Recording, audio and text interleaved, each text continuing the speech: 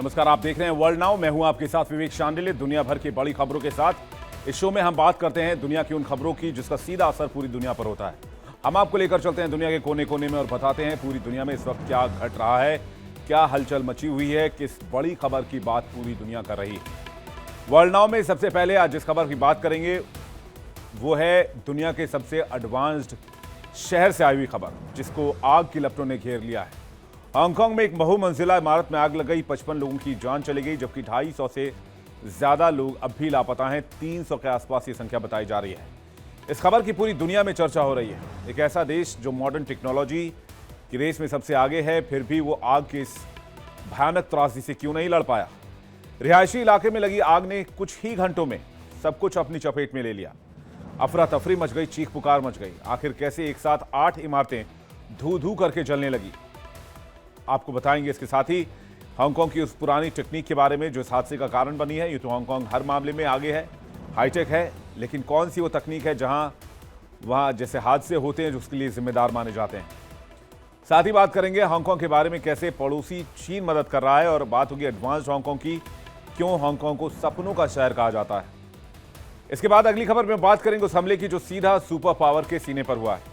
Washington DC में आतंकी हमला, यानी कि अमेरिका में आतंकी हमला, और इस आतंकी हमले के बाद पूरा अमेरिका सदमे में है, पूरी दुनिया में सदमा है। इतनी टाइट सिक्योरिटी के बीच आखिर ये अटैक कैसे हो गया जिसे आतंकी हमला कहा जा रहा है, इसके बारे में आपको बताएंगे। कैसे हमले को अंजाम दिया गया, 2 नेशनल गार्ड्स ने अपनी जान गंवा दी है। साथ ही हमले का कनेक्शन अफगानिस्तान से जुड़ रहा है। ट्रंप बाइडेन की कौन सी पॉलिसी इस हमले के लिए जिम्मेदार मानी जा रही है, डोनाल्ड ट्रंप ने इस आतंकी हमले पर क्या कहा है, ये भी बताएंगे। और उस दौर की भी बात होगी जब अमेरिका पर आतंकी हमला हुआ था, यानी कि 20 साल पहले, और 20 साल उसके बाद अफगानिस्तान में अमेरिका रहा। क्या थी ये पूरी जेल अफगान अमेरिका जंग के बारे में भी आपको बताएंगे। इसके बाद बात करेंगे जर्मनी की तरफ से आई उस वार्निंग की जिसने पूरी दुनिया में हलचल मचा दी है। रूस के राष्ट्रपति कुछ बड़ा करने वाले हैं, ऐसा कहा जा रहा है। पुतिन यूक्रेन पर हमले के बाद अब पीछे नहीं हटेंगे। अब पुतिन नेटो देशों को निशाना बना रहे हैं। क्या है पुतिन का प्लान, इसके बारे में बात करेंगे। और ये बात हम नहीं कह रहे, यानी कि हमले की बात हमारी ओर से किसी सूत्र के हवाले से नहीं कही जा रही। जर्मनी के रक्षा मंत्री ने यह बड़ा दावा किया है। जर्मनी के रक्षा मंत्री कह रहे हैं कि अगले साल पुतिन अपने कदम यूरोप की ओर बढ़ाएंगे, इसलिए यूरोप देशों को तैयार हो जाना चाहिए। आखिर इस वार्निंग के पीछे की वजह क्या है? क्या वाकई ये जंग और बड़ी होने वाली है, और क्या वाकई ये जंग इतनी बड़ी हो जाएगी कि पूरी दुनिया को अपनी चपेट में ले ले और एक विश्व युद्ध की स्थिति बन जाए? इस पर आपको डिटेल से खबर बताएंगे। फिर बात होगी समंदर के अंदर छिपी दूसरी दुनिया की जो चर्चा में है। समंदर के अंदर हजारों साल पुराना एक शहर चर्चा में आया है। कहां मिला है ये शहर, चर्चा में क्यों है, क्या देखा गया है, क्या पाया गया है, कब का ये शहर है, कौन लोग यहां रहा करते थे, इसके बारे में भी डिटेल आपको बताएंगे। तो चलिए शुरू करते हैं और देखते हैं वर्ल्ड नाउ। वर्ल्ड नाउ में सबसे पहले बात उस भीषण आग की जिसने पूरे एशिया को हिलाकर रख दिया, दुनिया के हर बड़े देश को चौंका के रख दिया। दुनिया के सबसे बड़े फाइनेंशियल हब के तौर पर जाने जाने वाले हांगकांग में भीषण आग लगी। तस्वीर आपको दिखाते हैं। एक साथ 8 इमारतें जल रही थी।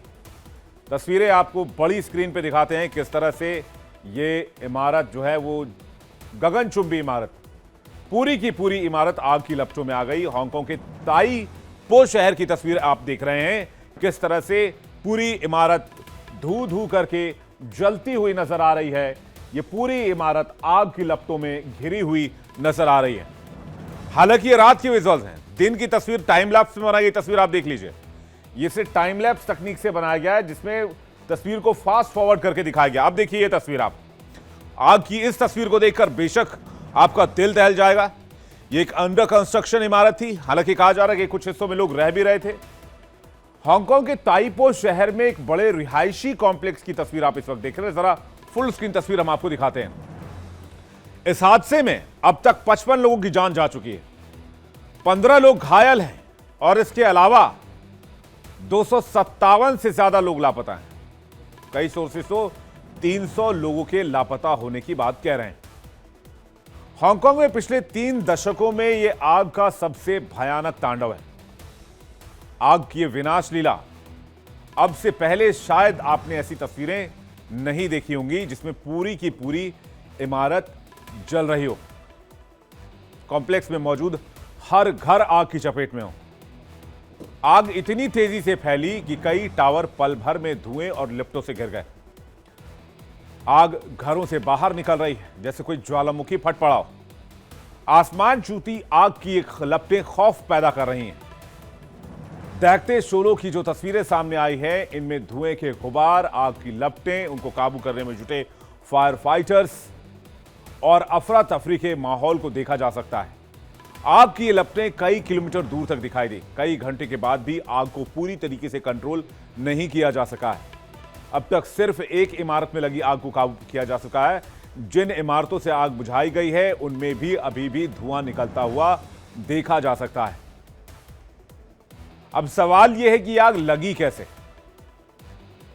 जो शुरुआती जानकारी है उसके मुताबिक कहा जा रहा है कि यहां पर मरम्मत का काम चल रहा था, जिसकी वजह से वांग फुक कोर्ट के ये टावर बैम्बू स्कैफोल्डिंग से ढके हुए थे।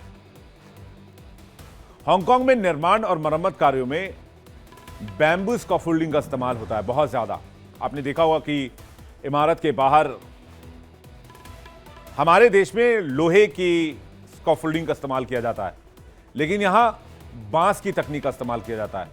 आज भी अगर भारत के, अपने देश के अंदर दूर दराज के गांवों में जाएंगे, छोटे शहरों में जाएंगे, तो आज भी छोटे शहरों में स्टील रॉड की जगह, आयरन रॉड की जगह बांस का ही इस्तेमाल होता है। और हांगकांग में भी इसी बांस का इस्तेमाल हो रहा था, जो तस्वीरें इस वक्त आप देख रहे हैं। और यही आग की सबसे बड़ी वजह बताई जा रही है। आग की शुरुआत इमारत के बाहर से हुई। तेज हवा और जलते हुए बांसों की वजह से, बैम्बू की वजह से लपटें तेज हुई और एक इमारत से दूसरी इमारत तक फैलती चली गई। और आग ने इतना भयंकर रूप ले लिया कि पूरे के पूरे टावर को जला डाला। ताइपो इलाके में वांग फुक कोर्ट का एक हाउसिंग कॉम्प्लेक्स है। यह हाउसिंग कॉम्प्लेक्स कुल 8 इमारतों का कॉम्प्लेक्स है और हर बिल्डिंग में 35 मंजिला इसे बनाया गया है। इसमें करीब 2000 घर बनाए गए हैं और करीब 4600 लोग यहां रहते हैं, जिनमें से 40% 65 साल से ऊपर के बुजुर्ग थे। यहां इमारतों के बीच की दूरी भी मामूली है और स्कैफोल्डिंग पर लगे हरे नेट्स से आग जो है वो तेजी से दूसरे ब्लॉक्स में फैलती चली गई और एक दूसरे से ये ब्लॉक्स चूंकि कनेक्टेड थे तो ये आग पूरे कॉम्प्लेक्स में फैल गई। धुआं इतना घना था कि लोगों को सांस में तकलीफ होने लगी। कई लोगों को बचाया गया, लेकिन कई लोग अब भी लापता बताए जा रहे हैं। आग बुझाने के लिए 1200 दमकल कर्मी, 1000 पुलिसकर्मी और 26 रेस्क्यू रिलीफ टीमें लगाई गई हैं। हांगकांग के दमकल विभाग ने इस आग को इमरजेंसी के लेवल 5 अलार्म की कैटेगरी में रखा, जो सबसे गंभीर कैटेगरी माना जाता है। इस आग की वजह से बिल्डिंग के अंदर तापमान इतना बढ़ गया कि फायर फाइटर को ऊपर की मंजिलों तक पहुंचने में भारी दिक्कतों का सामना करना पड़ा। वहीं बांस का पिघला हुआ हिस्सा और मलबा लगातार नीचे गिर रहा था, जिससे बचाव दल के लिए खतरा लगातार बढ़ रहा था। हालात इतने गंभीर थे कि कई टीमों को टावर के ऊपरी मंजिलों तक पहुंचाना संभव ही नहीं हो पाया। अंदर तापमान इतना ज्यादा था कि दमकल कर्मियों को पीछे हटना पड़ा। कई लोग अपने घरों में फंसे रह गए, जिन्हें निर्देश दिया गया कि वो दरवाजों और खिड़कियों को बंद कर गीले कपड़े और टेप से सील कर दें। हालांकि फायर सर्विस ने बताया कि अब तक करीब 90% लोगों को सुरक्षित निकाल लिया गया है। हादसे के बाद कई सड़कों को बंद किया गया और इलाके को नो फ्लाइंग जोन भी घोषित किया गया। 2000 अपार्टमेंट वाले हाउसिंग एस्टेट में अगर आग पकड़ जाए तो क्या होता है, इससे ज्यादा बड़ी तस्वीर नहीं हो सकती, इससे ज्यादा बड़ा उदाहरण नहीं हो सकता। इस पूरे घटनाक्रम ने हांगकांग को दहला कर रख दिया। हांगकांग के हाउसिंग सोसाइटी आमतौर पर छोटे और घने फ्लैट्स के लिए जाने जाते हैं, जहां इमारतों के बीच दूरी मामूली होती है। इसी घनत्व के कारण घटना में बड़ी आबादी प्रभावित हुई। हांगकांग सरकार ने कहा कि वांग फुक कोर्ट कॉम्प्लेक्स में लगी आग के बाद अस्थायी शेल्टर खोले गए हैं। ये शेल्टर वांग फुक कम्युनिटी हॉल और तुंग चेओंग स्ट्रीट लेजर बिल्डिंग में बनाए गए। इसके अलावा अस्पताल में एक हेल्प डेस्क बनाया गया ताकि लोगों को मदद और जानकारी दी जा सके। सरकार ने कहा कि ताई पो जिला कार्यालय हालात पर नजर रखे हुए है और जरूरत पड़ने पर और शेल्टर खोले जा सकते हैं। लेकिन सवाल यह कि घटना हुई क्यों? माना यह जा रहा है कि इसके पीछे लापरवाही है। पुलिस ने इस मामले में भी एक्शन लेना शुरू कर दिया है, जांच शुरू कर दी गई है और 3 लोगों को अरेस्ट भी कर लिया गया है, जिनमें 2 कंस्ट्रक्शन कंपनी के डायरेक्टर हैं और एक इंजीनियर कंसल्टेंट हैं। शुरुआती जांच में पाया गया कि आग की तेजी से फैलने का सबसे बड़ा कारण बांस का मचान था। हांगकांग में आज भी बैम्बू स्कैफोल्डिंग का ही बड़े पैमाने पर इस्तेमाल होता है, जबकि दुनिया के बाकी हिस्सों में स्टील और एल्यूमिनियम मंचों का इस्तेमाल होता है। इतना हाईटेक शहर, इतना हाईटेक इलाका आज भी बांस की तकनीक पर निर्भर करता है, जो एक ट्रेडिशनल तकनीक है। हमारे हिंदुस्तान में भी कई शहर जो हैं वहां पर इस तरह की ट्रेडिशनल तकनीक अपनाई जाती है। लेकिन तो ये यूज अभी भी क्यों किया जा रहा है, इस पर एक नजर डालते हैं। कहा जा रहा है कि हांगकांग के पास चीन का एक ग्वांगडांग प्रांत है। यहां बांस की सबसे अच्छी प्रजाति पाई जाती है। बांस का एक खंभा स्टील पाइप से 4-5 गुना सस्ता पड़ता है। वजन में हल्का होता है और मजबूत होता है। कहते हैं कि अच्छी क्वालिटी का बांस हो तो स्टील से ज्यादा ताकतवर होता है। ऊंची इमारतों पर भी बांस का मचान बनाना सुरक्षित रहता है। इसे ऊंचाई तक ले जाना, ऊंचाई तक पहुंचाना बहुत आसान माना जाता है। इसके अलावा बांस में लचीलापन होता है, इसलिए टाइफून में स्टील की तरह अचानक टूटता नहीं है, बल्कि यह वापस अपनी जगह पर आ जाता है। और हांगकांग में हर साल टाइफून आते हैं, इसलिए बांस का यह गुण बहुत काम आता है यहां लोगों के। मुश्किल जगहों के लिए इसे परफेक्ट माना जाता है। हांगकांग की पुरानी इमारतें बहुत पास हैं, गलियां बहुत सक्रिय हैं। बांस के पोल को हाथ से आसानी से बांधा जा सकता है, अलग अलग लंबाई के हिसाब से काटा जा सकता है, जबकि स्टील के, एल्यूमिनियम के बड़े बड़े पाइप्स को फिट करना इस लिहाज से मुश्किल होता है। हांगकांग में बैम्बू मचान की ट्रेनिंग कई पीढ़ियों से लोग लेते हुए आए। 200 से 300 मीटर ऊंचाई पर भी बांस का पूरा जाल कुछ ही घंटों में खड़ा कर देते हैं, जबकि स्टील वाले मैकेनिक्स इतनी तेजी से यह काम नहीं कर पाते हैं। और बांस रिसाइकलिंग में भी आसान है। एक बार काम खत्म होने पर बांस के पुल इस्तेमाल किए जा सकते हैं। बांस का यह मचान स्टील के मुकाबले एक बेहतर विकल्प हांगकांग के लोगों को लगता है, जिसे निर्माण कार्य में इसलिए ज्यादा से ज्यादा इस्तेमाल किया जाता है। बांस की लंबी पोलें आसानी से जोड़ी जा सकती हैं, जिसमें बड़ी इमारतों के चारों तरफ मचान जल्दी खड़ी हो जाती है। हांगकांग बांस के मचान के उपयोग के लिए दुनिया भर में मशहूर है और इसे बनाने के लिए बांस की लंबी पोलों को नायलॉन फास्टनर से बांधकर खड़ा किया जाता है। स्टील के मचान की तुलना में यह सस्ता और आसान विकल्प होता है। लेकिन अगर ड्रॉबैक यह है कि अगर आग लगी तो बांस बहुत तेजी से जलता है और अपने आसपास के चीजों को भी बहुत तेजी से राख करता है। यही वजह है कि सरकार का डेवलपमेंट ब्यूरो सुरक्षा को लेकर चिंता जताते हुए बांस के मचान के इस्तेमाल को धीरे धीरे खत्म करने की कोशिश कर रहा है। हांगकांग सरकार ने फौरन इस घटना के बाद बांस के मचान पर पाबंदी लगाने के लिए कदम उठाए हैं। कई अन्य पुराने इलाकों में फायर सेफ्टी नियमों का पुनः ऑडिट शुरू कर दिया गया है। सरकार ने राहत काल के लिए 100 करोड़ हांगकांग डॉलर का फंड जारी कर दिया है। हांगकांग सरकार का डेवलपमेंट ब्यूरो पिछले कुछ वर्षों से बांस के मचान के इस्तेमाल को धीरे धीरे फेज आउट करने पर काम कर रहा है। और जो हादसा हुआ यह भी बांस की मचान की वजह से हुआ। रेनोवेशन कार्य के लिए बांस की स्कैफोल्डिंग लगाई गई थी और इस पर प्रोटेक्टिव नेटिंग भी की गई थी, जो कि नायलॉन से बना हुआ था। बांस और नायलॉन के मिश्रण में जब यह आग लगी तो इसकी आग 8 टावरों में तेजी से फैल गई। और आपको दिखाते हैं कि किस तरह से आग फैली तो दोनों टावर आग की चपेट में आ गए। जरा आग के विजुअल दिखाइए, देखिए आपको।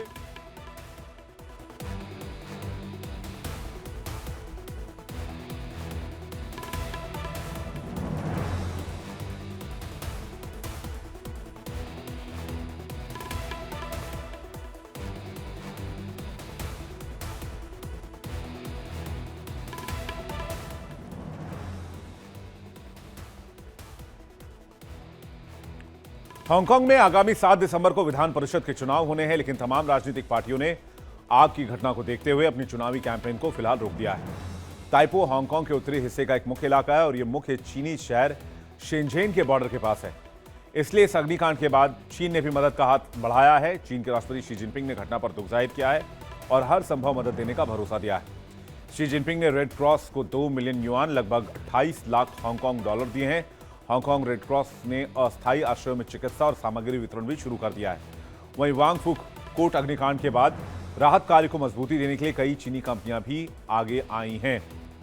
चीनी कंपनियों ने मदद का ऐलान किया है, जिसमें कि बड़ी चीनी टेक कंपनियां हैं जिन्होंने यहां पर मदद का हाथ बढ़ाया है। इसमें सबसे पहला नाम है चीन में शाओमी कंपनी है, टेंसेंट एक कंपनी है और ANTA एंटा एक कंपनी है जिन्होंने सहायता का ऐलान किया है। 100 मिलियन हांगकांग डॉलर की बड़ी सहायता हांगकांग को मुहैया कराई गई है। शाओमी ने 10 मिलियन डॉलर हांगकांग को दान दिए हैं। टेंसेंट ने भी 10 मिलियन की पहली किस्त जारी की है और ANTA ने 30 मिलियन हांगकांग डॉलर की सहायता का ऐलान किया है। जैकमा फाउंडेशन ने 30 मिलियन की सहायता दी है। 361 डिग्रीज ने 15 मिलियन नकद दिया है और आपूर्ति सामग्री दी है, जबकि बाइट डांस ने 10 मिलियन राहत कार्यों के लिए वहां पर दिए हैं। वांगफुक कोट ताइपो इलाके का एक पुराना हाउसिंग कॉम्प्लेक्स है जिसे 80 के दशक में बनाया गया था। यहां ज्यादातर मिडिल क्लास परिवार रहते थे। ज्यादातर लोग कार्यालय, ऑफिसेज, टीचर और छोटे बिजनेसमैन हैं। इसे उस समय के हांगकांग के सार्वजनिक और सरकारी आवास योजना के तहत विकसित किया गया था ताकि मिडिल क्लास को सस्ती और व्यवस्थित आवास उपलब्ध कराया जा सके। यह इलाका हांगकांग के उत्तर पूर्वी हिस्से में स्थित है, जहां शहर का विकास तो हुआ पर कभी कभी पुरानी बिल्डिंग्स की सुरक्षा प्रणाली कमजोर होती है। ताइपो इलाका उस वक्त भी हांगकांग के शहरी विस्तार का हिस्सा था, लेकिन अब यह क्षेत्र पूरी तरीके से अभी तक विकसित नहीं था।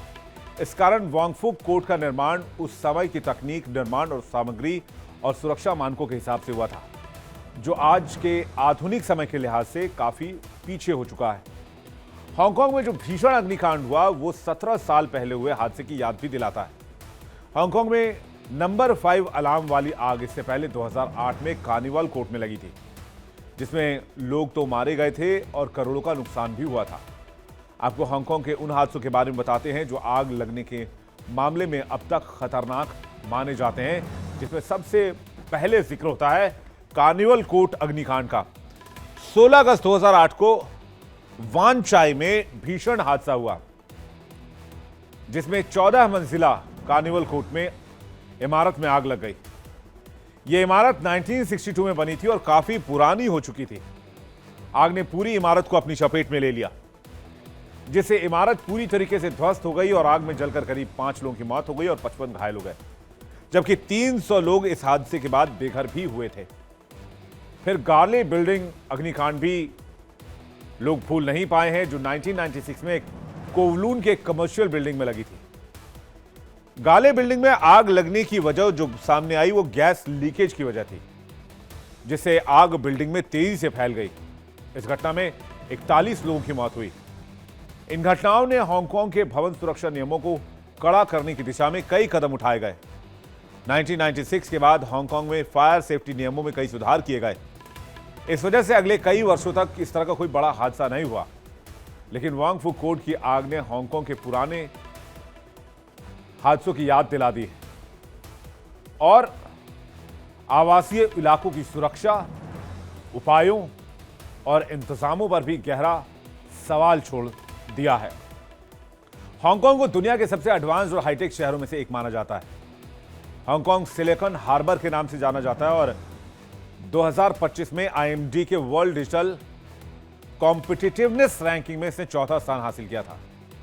Smart traffic management system, CCTV निगरानी और डिजिटल पब्लिक सर्विसेज का बड़े व्यापक तौर पर यहां इस्तेमाल होता है। हांगकांग एशिया का सबसे बड़ा वित्तीय हब है, जहां बड़ी बड़ी ग्लोबल बैंक, वित्तीय संस्थान, कॉर्पोरेट मुख्यालय हैं। यहां की स्टॉक एक्सचेंज विश्व की सबसे सक्रिय और सबसे बड़ी एक्सचेंजों में से एक मानी जाती है। शहर में कई अपार्टमेंट, ऑफिस बिल्डिंग्स में स्मार्ट होम टेक्नोलॉजी भी लगी हुई है। कितना एडवांस्ड है हांगकांग, ये भी अगर आप देखेंगे, इस पर बात आपको बताएं तो दुनिया का 4था सबसे घनी आबादी वाला शहर होने के बावजूद कुल जनसंख्या लगभग 7.4 करोड़ होने के बावजूद प्रति व्यक्ति आय के मामले में यह टॉप 10 देशों में गिना जाता है। दुनिया का तीसरा सबसे बड़ा वित्तीय केंद्र है यहां पर। वित्तीय सेवाओं का हिस्सा जीडीपी का लगभग 20 से 25% तक का है। हांगकांग दुनिया के सबसे व्यस्त कंटेनर पोर्ट्स में से एक है। यहां से भारी मात्रा में एक्सपोर्ट और इंपोर्ट किया जाता है। हांगकांग में रिसर्च और डेवलपमेंट में भारी निवेश किया जाता है। हांगकांग की 5 यूनिवर्सिटीज टॉप 100 में आती हैं। और यही नहीं, टूरिज्म के मामले में भी यह देश किसी से पीछे नहीं है। विश्व प्रसिद्ध पर्यटन स्थल है। हांगकांग की अर्थव्यवस्था को दुनिया की सबसे मुक्त और खुली अर्थव्यवस्थाओं में से एक माना जाता है। हांगकांग न केवल आर्थिक और तकनीकी रूप से एडवांस है, बल्कि एक ऐसा शहर जो डिजिटल क्रांति और स्मार्ट इंफ्रास्ट्रक्चर और सस्टेनेबिलिटी को आगे बढ़ा रहा है। लेकिन रियल एस्टेट में कीमतें इतनी अधिक हैं कि यहां आम लोगों के लिए एक बड़ी चिंता यह है कि वो आसानी से घर नहीं ले सकते हैं। इसके अलावा एक और चैलेंज जो दरवाजे पर खड़ा है, जनसंख्या में वृद्ध लोगों की दर बढ़ गई, जिससे सामाजिक सुरक्षा और हेल्थ केयर सिस्टम पर प्रेशर पड़ रहा है। राजनीति की स्थिरता और चीन के साथ संबंध आर्थिक और सामाजिक वातावरण पर प्रभाव डाल रहे हैं। लेकिन दुनिया के सबसे तेज मूव होते शहर को खबरों में इसलिए जगह मिली क्योंकि वहां एक बहुत बड़ा हादसा हो गया, जिसकी तस्वीरें हमने आपको दिखाई। डिटेल्स हम आप तक पहुंचाते रहेंगे। फिलहाल बढ़ते हैं आगे। वर्ल्ड नाउ में बात करते हैं आज की दूसरी खबर की। वर्ल्ड नाउ में बात अमेरिका के ऊपर हुए आतंकी हमले की। अमेरिका में गोलीबारी हुई, वो भी अमेरिका की ठीक छाती पर, यानी वॉशिंगटन में उस हाई सिक्योरिटी एरिया में जहां परिंदा भी पर नहीं मार सकता। वहां एक आतंकी ने अंधाधुंध फायरिंग कर दी। तस्वीरें आपको दिखा रहे हैं, ये देखिए फायरिंग के वक्त की तस्वीर इस वक्त आप देख रहे हैं, जहां पर आसपास में आपको शीशे जो हैं वो चकनाचूर नजर आ रहे होंगे।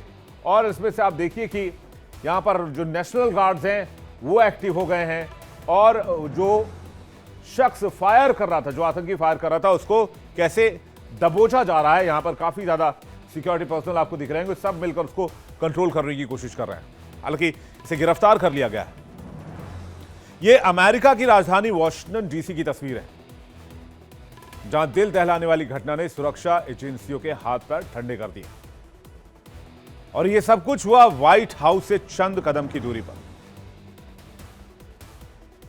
गोलीबारी ने पूरे इलाके को झकझोर दिया। व्हाइट हाउस के पास 2 वेस्ट वर्जीनिया नेशनल गार्ड्स की गोली मारकर हत्या कर दी गई। दोनों गार्ड की जान चली गई मौके पर ही। इस घटना के बाद व्हाइट हाउस में लॉकडाउन लगा दिया गया है, सुरक्षा कड़ी कर दी गई है। ट्रंप ने पेंटागन को अमेरिकी राजधानी में 500 अतिरिक्त सैनिकों की तैनाती के निर्देश दिए हैं। ये सैनिक पहले से मौजूद करीब 2200 गार्ड सदस्यों में शामिल होंगे और संख्या हो जाएगी 2700। हमले के समय राष्ट्रपति डोनाल्ड ट्रंप व्हाइट हाउस में मौजूद नहीं थे, वो उस वक्त फ्लोरिडा में थे। फायरिंग के बाद इलाके में अफरा तफरी मच गई। हमलावर की तस्वीर भी सामने आई है, जो एक अफगान मूल का नागरिक बताया जा रहा है, जो अमेरिका के वीजा कार्यक्रम के तहत अफगानिस्तान से अमेरिका गया था। फायरिंग के बाद इलाके में अफरा तफरी मच गई। फरागुट स्क्वायर के पास लोग अपनी जान बचाने के लिए इधर उधर भागते दौड़ते नजर आए। पुलिस ने पूरे इलाके को घेर लिया। यह गोलीबारी उस समय हुई जब नेशनल गार्ड के सदस्य एक मेट्रो स्टेशन के पास तैनाती पर थे। हमलावर अचानक मोड़ से आया और बिना किसी चेतावनी के फायरिंग शुरू कर दी। आसपास लोग कुछ समझ पाते इससे पहले 2 गार्ड्स को गोली लग गई और उनकी मौत हो गई, जबकि बाकी सैनिकों ने हालात को संभाला, हमलावर को दबोचा। फिलहाल हमलावर को गिरफ्तार कर दिया गया है। FBI अधिकारियों के मुताबिक हमले में शामिल संदिग्ध की पहचान 29 साल के रहमानुल्लाह लाकनवाल के तौर पर हुई है, जो अफगानी मूल का नागरिक है। हमले के तुरंत बाद ट्रंप ने सोशल मीडिया पर पोस्ट कर हमलावर को एनिमल बताया और कहा कि वो बहुत भारी कीमत चुकाएगा। वहीं वाशिंगटन की मेयर म्यूरिल बाउजर ने इसे टारगेटेड शूटिंग बताया है। उपराष्ट्रपति JD वांस ने भी सैनिकों की सुरक्षा और बलिदान का जिक्र करते हुए कहा कि यह घटना याद दिलाती है कि हमारे सैनिक इस देश की ढाल है। यह हमला ऐसे समय में हुआ है जब राजधानी में नेशनल गार्ड की तैनाती पर पहले से कानूनी लड़ाई चल रही है। नेशनल गार्ड की तैनाती पहले ही विवादास्पद मुद्दा रही है। ट्रंप प्रशासन ने इसे अपराध और अवैध आव्रजन पर नियंत्रण के लिए जरूरी बताया था, लेकिन पिछले हफ्ते एक संघीय जज ने इस तैनाती के आदेश को खत्म कर दिया था और 21 दिनों की मोहलत भी दी ताकि प्रशासन अपील कर सके या सैनिकों को हटाए। स्थानीय नेताओं और डेमोक्रेट्स ने ट्रंप के इस कदम का लगातार विरोध किया, लेकिन व्हाइट हाउस पर हमले से डोनाल्ड ट्रंप भड़क गए हैं। अमेरिकी राष्ट्रपति डोनाल्ड ट्रंप ने एक वीडियो संबोधन में इस घटना को आतंकवादी हमला और मानवता के खिलाफ अपराध बताया है। साथ ही इस शूटिंग के लिए पिछली जो बाइडेन सरकार को दोषी ठहराया है और कहा है कि हमले का संदिग्ध 2021 में एयरलिफ्ट करके अफगानिस्तान से अमेरिका लाया गया था। ट्रंप ने इस घटना के बाद अफगानिस्तान को नर्क कहा और ट्रंप ने कहा कि यह हमारे पूरे राष्ट्र के विरुद्ध अपराध है, यह मानवता के विरुद्ध अपराध है। ट्रंप ने अमेरिका में अफगान शरणार्थियों की एंट्री फौरन रोक देने का ऐलान कर दिया है। ट्रंप के इस ऐलान से अब अमेरिका में रह रहे अफगान नागरिकों की मुश्किलें बढ़ सकती हैं। उनका डिपोर्टेशन तेज किया जा सकता है क्योंकि उन्हें अब सख्त जांच से गुजरना होगा। अब जरा मैप के जरिए देखिए कि व्हाइट हाउस से कितनी दूरी पर यह हमला हुआ है। ये देखिए, ये तस्वीर हम आपको दिखा रहे हैं। ये रहा व्हाइट हाउस और व्हाइट हाउस में अगर आप देखेंगे तो व्हाइट हाउस से 1, 2 और 3 सड़क छोड़कर ठीक उस कोने में वो शूटिंग पॉइंट आप देख रहे हैं, मेट्रो स्टेशन के बाहर। यानी मुश्किल से मुश्किल 1.5 किलोमीटर की दूरी रही होगी। एरियल रूट में तो बिल्कुल अगल बगल नजर आ रहे हैं क्योंकि व्हाइट हाउस का कॉम्प्लेक्स यहां से शुरू हो जाता है और वो वहां पर जाकर शूटिंग हुई है। जरा फुल स्क्रीन को देखिए कि एक तरफ व्हाइट हाउस और कहां हुआ हमला। जब व्हाइट हाउस के इतने करीब आकर कोई व्यक्ति हमला कर सकता है तो अमेरिका में सुरक्षा नाम की चीज डोनाल्ड ट्रंप के नाम पर रिजीम में रह ही नहीं गई। अब आपको दिखाते हैं कि व्हाइट हाउस के पास आखिरकार इस हमले को अंजाम कैसे दिया गया। व्हाइट हाउस से कुछ ही दूरी पर इस गोलीबारी को अंजाम दिया गया जहां 2 नेशनल गार्ड मौजूद थे। वो हाई विजिबिलिटी पेट्रोल पर तैनात थे। फरगट मेट्रो स्टेशन के पास हमला हुआ। आरोपी रहमानुल्लाह अल्लाहू अकबर चिल्लाता हुआ आया और उसने फायरिंग शुरू कर दी। उसने सीधा सिर और छाती पर फायरिंग की। तीसरे नेशनल गार्ड ने बचाव में फायरिंग की। हमलावर के पैर में गोली लगी और शूटर को तुरंत गिरफ्तार कर लिया गया, जबकि 2 नेशनल गार्ड के जवानों के सिर में और छाती में गोली लगने से जान चली गई। मेट्रोपॉलिटन पुलिस डिपार्टमेंट के कार्यकारी सह प्रमुख जेफरी कैरोल ने कहा है कि हमला अचानक और पूरी तरीके से जानबूझकर किया गया प्रतीत होता है। उन्होंने कहा कि ऐसा लगता है कि एक अकेला हमलावर था जिसने अचानक हथियार उठाकर नेशनल गार्ड के जवानों पर घात लगाकर हमला किया। हमले से जुड़ी शुरुआती जांच में सामने आया कि रहमानुल्लाह व्हाइट हाउस के फेरगुट मेट्रो स्टेशन के पास कुछ देर से घूमता हुआ नजर आ रहा था और फिर अचानक से नेशनल गार्ड सैनिकों पर गोलीबारी कर दी। बताया जा रहा है कि वो बेहद नजदीक जाकर फायरिंग कर रहा था। नेशनल गार्ड सैनिकों पर की गई फायरिंग के बाद अब संदिग्ध रहमानुल्लाह की पुरानी जिंदगी को लेकर कई नई जानकारियां सामने आ रही हैं। हमलावर अफगानिस्तान का रहने वाला बताया जा रहा है। अफगान मीडिया के मुताबिक रहमानुल्लाह तालिबान शासन आने से पहले अफगान गणराज्य के दौरे में 01 यूनिट नाम की एक खास ऑपरेशनल टीम का सदस्य था। यह अमेरिकी सेना की एक टीम थी। हमलावर की पहचान रहमानुल्लाह लखनवाल के तौर पर की गई है, जिसकी तस्वीर भी हमने लगाई है, और यह शख्स अफगानिस्तान का रहने वाला अफगान मूल का नागरिक है। इसकी उम्र ज्यादा नहीं है, 29 साल का है। 2021 में यह अमेरिका आया था। ऑपरेशन अलाइज वेलकम के तहत यह अमेरिका पहुंचा। बेलिंगहम शहर में पत्नी और बच्चों के साथ रहता था। अफगान नागरिक के तौर पर शरण ली थी। 2024 में शरण के लिए अप्लाई किया था। 2025 में उसे शरणार्थी स्वीकार कर लिया गया, यानी कानूनी रूप से वो अमेरिकी शरणार्थी बन चुका था। 10 साल तक अफगान सेना में काम कर चुका था। अमेरिकी स्पेशल फोर्सेस के साथ मिलकर इसने ऑपरेशंस भी किए हैं। कांधार स्ट्राइक फोर्स का पूर्व सदस्य रह चुका है। इसलिए इसे इनाम में अमेरिका में जगह दी गई।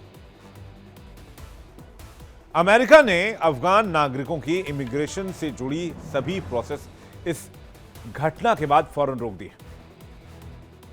अमेरिकी सिटीजन और इमिग्रेशन सर्विस यूएससीआईएस ने बताया कि अफगान नागरिकों की सभी इमिग्रेशन रिक्वेस्ट को अनिश्चित काल के लिए सस्पेंड कर दिया गया है। एजेंसी ने कहा कि सुरक्षा से जुड़ी जांच और वेटिंग सिस्टम की दोबारा समीक्षा की जाएगी। जब तक ये समीक्षा पूरी नहीं की जाती तब तक कोई भी अफगान नागरिक इमिग्रेशन से जुड़ी प्रक्रिया को आगे नहीं बढ़ा पाएगा। यूएससीआईएस ने अपने बयान में साफ कहा है कि अमेरिकी जनता की सुरक्षा सबसे बड़ी प्राथमिकता है, इसलिए यह जरूरी कदम उठाया गया है। ट्रंप ने भी कहा है कि अब बाइडेन प्रशासन के तहत अफगानिस्तान से हमारे देश में आए हर एक विदेशी की फिर से जांच होगी। हमें किसी भी देश से ऐसे किसी भी विदेशी को हटाने के लिए जरूरी कदम उठाने चाहिए जो यहां का नहीं है और हमारे देश को कोई फायदा नहीं पहुंचाता है। ट्रंप ने कहा कि हमलावर की अवर्जन वैधता को राष्ट्रपति बाइडेन ने कानून पारित करके बढ़ाया था। उन्होंने बाइडेन प्रशासन को अमेरिकी इतिहास का सबसे खराब राष्ट्रपति बताते हुए कहा कि पिछली सरकार ने दुनिया भर से आए 2 करोड़ अज्ञात और असत्यापित विदेशियों को देश में प्रवेश की इजाजत दी। एक सवाल आपके मन में आ सकता है कि जब रहमानुल्लाह लखनवाल अफगानिस्तान का सैनिक था तो वो 2021 के तालिबानी कब्जे के बाद अमेरिका कैसे आ गया? दरअसल साल 2021 में तालिबान के कब्जे के बाद अमेरिका जल्दबाजी में अफगानिस्तान से भाग रहा था, तो उस समय उसने कुछ चुनिंदे अफगानियों को भी अमेरिका ले जाने का फैसला किया था, जिन्होंने अमेरिका को सपोर्ट किया था फील्ड में, जिन्होंने काम किया था। अमेरिका को डर यह था कि तालिबान को मौका मिलते ही तालिबान इन्हें मार देगा, और हुआ भी ठीक ऐसा ही। जैसे ही अमेरिका 2021 में अफगानिस्तान से निकला, अमेरिकी सेना को सपोर्ट देने वाले, अफगान पुलिस में काम करने वाले ज्यादातर लोगों का सफाया कर दिया गया, उनको मार दिया गया। इसके बाद ऑपरेशन अलाइज वेलकम चलाया गया जो बाइडेन रेजिम में। यह ऑपरेशन अलाइज वेलकम इसी का नतीजा था, क्योंकि इनकी जान बचाई जा सके। 2021 में अफगानिस्तान में तालिबान ने सत्ता संभाली। इसके बाद अफगानिस्तान से अपनी सेना वापस बुला ली। यूएस की मदद करने वाले अफगान लोगों की जान खतरे में पड़ गई। फिर अमेरिका ने बड़ा रेस्क्यू और पुनर्वास मिशन चलाया, अफगानिस्तान से लोगों को निकालना शुरू किया। 1,20,000 से ज्यादा अफगानों को काबुल से निकाला और 80,000 से ज्यादा अफगान नागरिक अमेरिका लाए गए। उन्हें अमेरिका लाकर सुरक्षित जगह देना यह अमेरिका का मकसद था। इस पॉलिसी को इसीलिए लाया गया था। पहले सबको अमेरिका के मिलिट्री बेस पर रखा गया, वहां सबकी पूरी जांच हुई, फिंगरप्रिंट, फोटो, बीमारी की जांच, उन्हें घर, स्कूल, नौकरी, मेडिकल, पैसा सब कुछ दिया गया जो लोग अमेरिकी सेना के साथ काम कर चुके थे। उन्हें स्पेशल वीजा से नवाजा गया और शरण भी दिया गया। तालिबान के आने के बाद जो अफगान में जो लोग मारे जा सकते थे उन्हें बचाकर अमेरिका लाने और बसाने का ही नाम था operation allies welcome. Operation allies welcome उन अफगानों को बचाने का अमेरिका का बहुत बड़ा रेस्क्यू मिशन था जिन्होंने अमेरिका के लिए अपनी जान जोखिम में डाली थी, अपने परिवार की जान खतरे में डाली थी। अब एक ही शख्स की गलती की वजह से पूरा प्रोग्राम सवालों के घेरे में आ चुका है और लाखों लोगों की जिंदगी अब संकट के दायरे में है।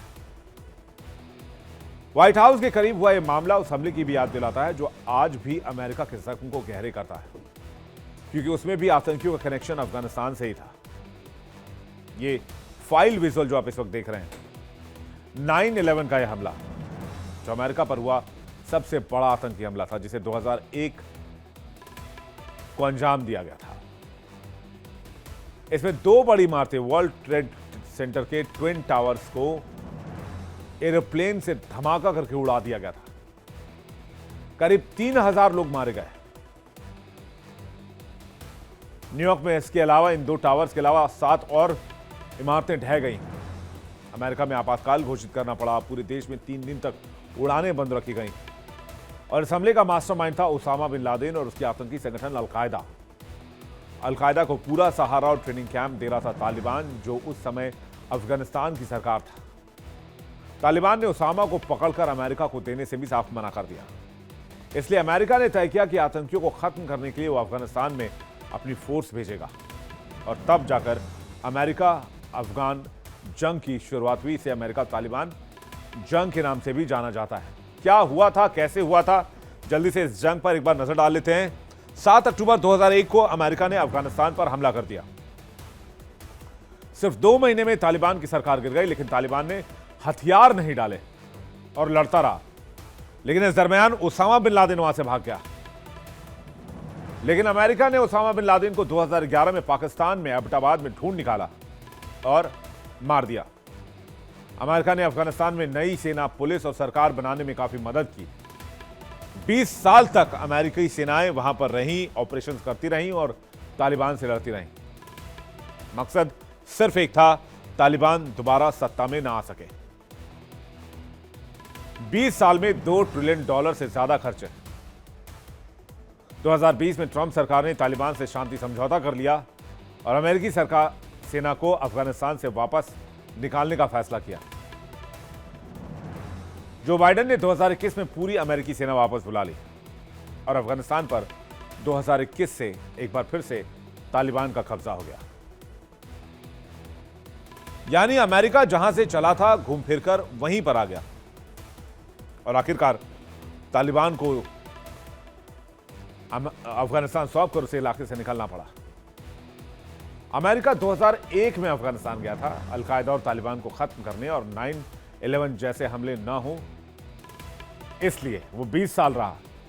नई सरकार बनाने की कोशिश की। 2004 में पहली बार वोटिंग हुई, नई सरकार बनी, वहां की लाइफ को नॉर्मल करने की कोशिश शुरू हुई, तालिबान के रूल को हटाने की कोशिश शुरू हुई, स्कूल बनाए गए, हॉस्पिटल बनाए गए, इंटरनेट, मोबाइल, टीवी सब आया। लेकिन 2021 में अमेरिका की वापसी के बाद अफगानिस्तान भी 20 साल पुराने अफगानिस्तान में लौट गया। इसलिए अमेरिका के लोग आज भी कहते हैं कि 20 साल की ये जंग बेकार ही गई और अमेरिका की उसी गलती और बाइडेन की तरहदिली का नतीजा है कि अफगान नागरिक व्हाइट हाउस के करीब जाकर 2 नेशनल गार्ड के जवानों को मार दे रहा है या फिर अंधाधुंध फायरिंग कर दे रहा है। चलिए आगे बढ़ते हैं, अगली खबर की बात करते हैं। देखना होगा इस मामले में डोनाल्ड ट्रंप क्या एक्शन लेते हैं। इस खबर पर हमारी नजर रहेगी, आपको हम अपडेट्स देते रहेंगे। वर्ल्ड नाउ में बात करते हैं जर्मनी के उस दावे की जिससे नेटो देश अलर्ट पर आ गए हैं और जर्मनी ने कर दिया है बहुत बड़ा दावा और बहुत बड़ा बयान दे दिया है और जर्मनी के रक्षा मंत्री की ओर से बयान आया। जर्मनी ने रूस पर आरोप लगाया कि वो यूक्रेन जंग खत्म करने के लिए किसी तरह का समझौता नहीं चाहता है। जर्मनी कह रहा है कि रूसी राष्ट्रपति व्लादिमीर पुतिन के बयानों में शांति का कोई इरादा नहीं और जिससे यूरोप की धरती पर एक बार फिर जंग का साया मंडराने लगा है। रूस और नेटो दो महाशक्तियों के बीच तनाव, तैनाती और टकराव की गूंज सुनाई देने लगी है। जर्मनी, फ्रांस और ब्रिटेन तीनों ने कमर कस ली है, रक्षा बजट बढ़ाए जा रहे हैं, हथियारों के ऑर्डर दोगुने कर दिए गए और सीमाओं पर ऐसे कदम उठाए जा रहे हैं जिनसे साफ हो रहा है कि यूरोप में जंग की तैयारी चल रही है। जर्मनी के रक्षा मंत्री हैं बोरिस पिस्टोरियस। ये साहब कहते हैं कि जर्मनी अपने रक्षा बजट में बढ़ोतरी करेगा,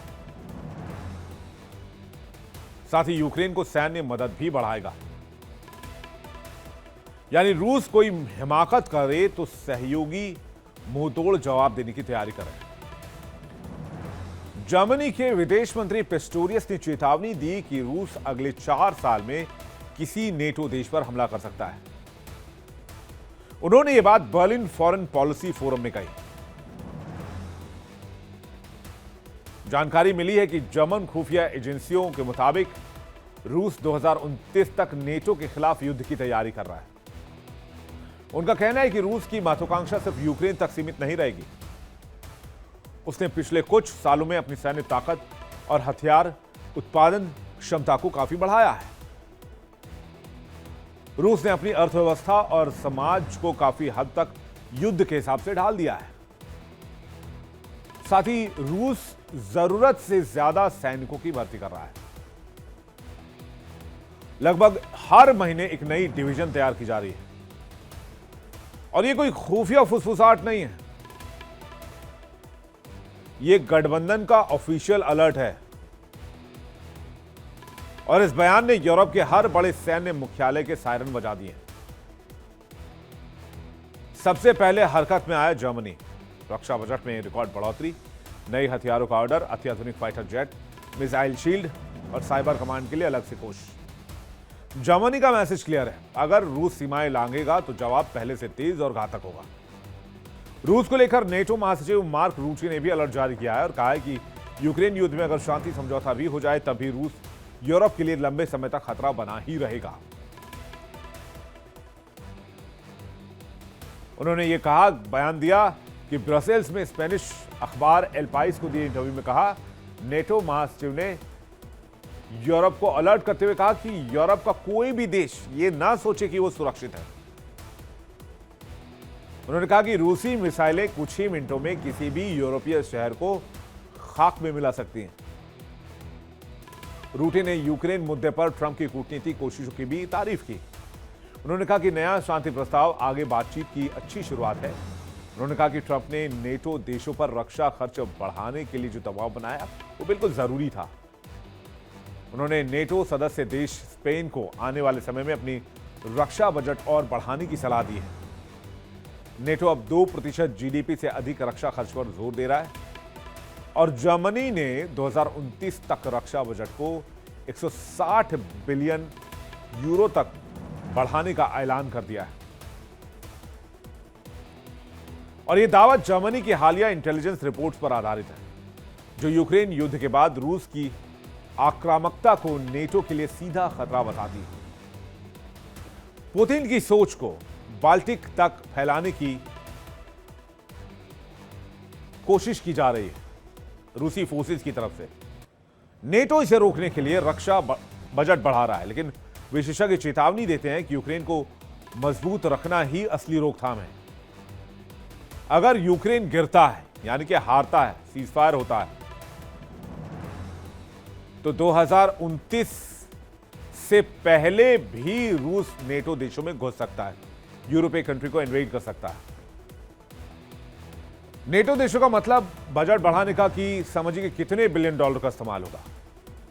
नेटो में कुल 32 देश हैं। 2025 में सभी देश मिलकर अगर लगभग 110 लाख करोड़ या कि 1.3 ट्रिलियन अमेरिकी डॉलर सेना पर खर्च करने की प्लानिंग कर चुके हैं। इसमें सबसे बड़ा हिस्सा अमेरिका का है, करीब 75 से 80 लाख करोड़ रुपए।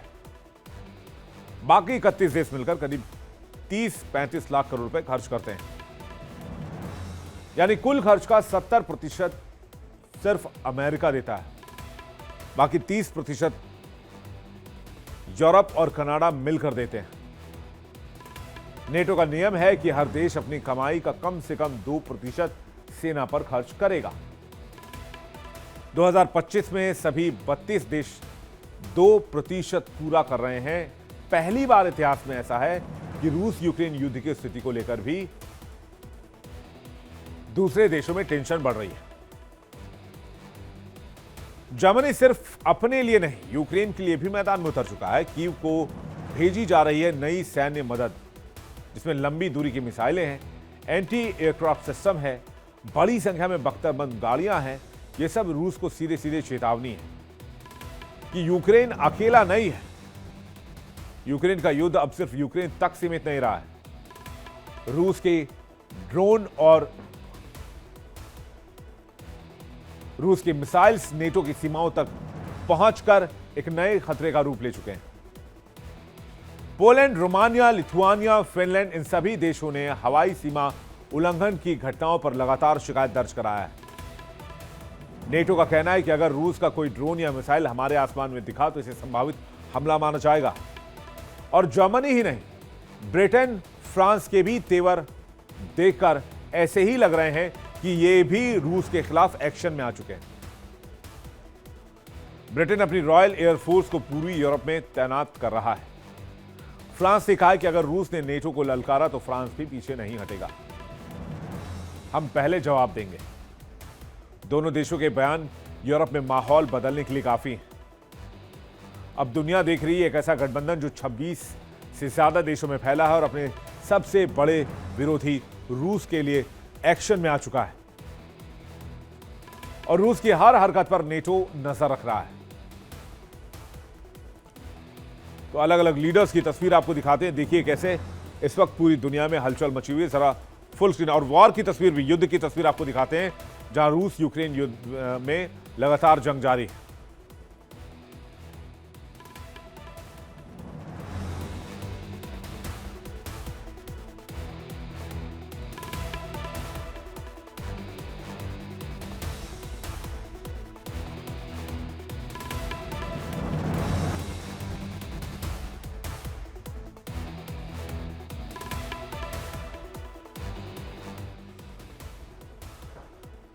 रूस के बढ़ते हमलों की वजह से रूस की हर हरकत पर नेटो नजर रख रहा है। नजरें ज्यादा पैनी कर दी गई हैं क्योंकि मैदान में उतर चुका है नेटो का सबसे घातक, सबसे एडवांस और सबसे लंबी दूरी तय करने वाला जासूसी drone 2711 BST RQ-4 global hawk drone RQ-4D phoenix. ये कोई साधारण ड्रोन नहीं है जिसकी तस्वीर आप देख रहे हैं। जरा फुल स्क्रीन देखिए तस्वीर। ये आसमान का वो सितारा है, वो बाज आप इसे कह सकते हैं, जो हजारों किलोमीटर दूर से हर हलचल पर, हर मूवमेंट पर नजर रखता है, हर सैन्य तैनाती को रियल टाइम में न सिर्फ देखता है बल्कि ट्रांसमिट भी कर देता है। फिनिक्स का सेंसर इतना तीखा है कि बादलों को फाड़ कर टैंक की गर्मी पकड़ लेता है। यानी बादल के ऊपर से भी ये सर्विलांस को अंजाम दे सकता है, जासूसी कर सकता है। नेटो ने इस फिनिक्स को सीधे रूस की सीमाओं के पास तैनात कर दिया है। बाल्टिक रीजन से लेकर जो दूसरे तटीय इलाके हैं, जो दूसरे सीमाई इलाके हैं, वहां पर इसकी तैनाती कर दी गई। यानी कि मामला गर्म है और नेटो और रूस के बीच जंग के हालात दिख तो रहे हैं। खासकर यूरोपीय देश जिस तरह से तैयारी कर रहे हैं, इस पर हम आपको हर एक अपडेट देते रहेंगे। फिलहाल आगे बढ़ते हैं, अगली खबर की ओर चलते हैं। कहते हैं अंतरिक्ष में बहुत सारे रहस्य छिपे हैं और हमने अभी तक 1% भी नहीं खंगाला है। इसी तरह समंदर को लेकर भी दावा किया जाता है कि समंदर में भी इंसान अभी तक 1 या 2% ही राज खंगाल पाया है और समंदर भी कई राज समेटे हुए हैं जिसके बारे में हम इंसानों को पता ही नहीं। मिस्र में समुद्र के कई फीट नीचे एक ऐसा ही रहस्यमयी इतिहास मिला है जिसे जानकर आप चौंक जाएंगे। यह कोई खजाना या सिक्के नहीं है बल्कि हमारी जिंदगी से जुड़ा हुआ वो रहस्य है जिसे वैज्ञानिक अब तक नहीं ढूंढ पाए थे। साल 2023 में भूमध्य सागर के किनारे एक नहर की खोज करते वक्त इस खोज ने दक्षिण पूर्व एशिया में मानव इतिहास को लेकर अब तक की धारणाओं को चुनौती दे दी है। जावा और मदुरा आइलैंड के बीच समुद्री क्षेत्र में वैज्ञानिकों को ऐसा सबूत मिला है जो हजारों साल पहले मौजूद धरती के एक हिस्से को दिखाता है। यहां सिर्फ डूबा हुआ शहर ही नहीं बल्कि बेशकीमती खजाना भी मौजूद है। यह क्षेत्र आज भले ही समुद्र के नीचे दबा हो पर कभी यह मानव सभ्यता संस्कृति का हिस्सा हुआ करती थी। भूमध्य सागर के किनारे एक नहर की खोज करते समय पानी के भीतर काम कर रहे पुरातत्वविदों को एक डूबा हुआ मंदिर मिला। उनके साथ एक प्राचीन ग्रीक देवी का पवित्र स्थल लगा जहां दोनों जगहों से हजारों साल पुराने खजाने मिले। इस खजाने का संबंध मिस्र के देवता अमुन और प्रेम की ग्रीक देवी अफ्रोडाइट से बताया जा रहा है। यह मंदिर प्राचीन शहर थोनिस हेराक्लियोन का भी हिस्सा था जो कभी मिस्र का बेहद महत्वपूर्ण बंदरगाह हुआ करता था। यही वो जगह थी जहां मिस्र के फराओ आते थे ताकि देवता अमुन से राज करने का अधिकार मांग सकें और शक्ति का आशीर्वाद ले सकें। दूसरी सदी ईसा पूर्व में आए भयावह भूकंप और सुनामी जैसी लहरों ने इस पूरे शहर को समुद्र के अंदर धकेल दिया। जमीन अचानक नरम होकर धंसने लगी और पूरा इलाका समुद्र में डूब गया। अब यह शहर आधुनिक तटरेखा से लगभग 7 किलोमीटर अंदर पानी में दबा हुआ है। पुरातत्वविदों को मंदिर की खुदाई में कई ऐसी अद्भुत वस्तुएं मिली हैं जिसमें चांदी से बने धार्मिक औजार, सोने के आभूषण, अल्बास्टर के बर्तन, जिनमें इत्र और औषधीय चिकनाई रखी जाती थी। 5वीं सदी ईसा पूर्व के मजबूत लकड़ी वाले ढांचे भी मिले हैं जो अभी भी सही हालत में हैं। इतिहास के लिहाज से यह खोज बहुत बड़ी है क्योंकि यहां से मिले सामान से पता चलता है कि उस समय मिस्र में बसने और व्यापार करने वाले ग्रीक लोग अपने देवताओं की पूजा भी करते थे। यहां से कांस्य और मिट्टी के बहुत से ग्रीक कलाकृतियां मिली हैं। हथियारों का एक बड़ा भंडार मिला है जो संकेत देता है कि कभी यहां ग्रीक भाड़े के सैनिक मौजूद थे जो नील नदी के पश्चिमी शोर की रक्षा किया करते थे। वैज्ञानिकों को उम्मीद है कि यहां से इंसानी सभ्यता को लेकर, ग्रीक माइथोलॉजी को लेकर कई तथ्य सामने आ सकते हैं।